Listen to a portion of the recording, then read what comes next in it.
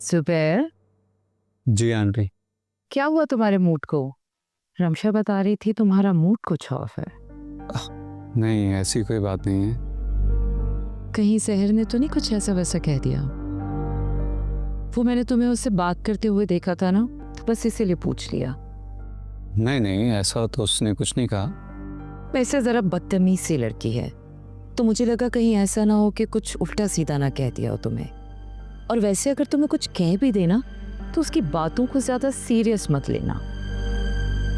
जी। अच्छा, एक बात और, पता नहीं तुम क्या समझो, लेकिन मैं तो सिर्फ इसीलिए बता रही हूँ ताकि तुम हिफाजत में रह सको। नहीं नहीं, आप कहें जो आपको कहना है। सहर को चीजें चुराने की आदत है।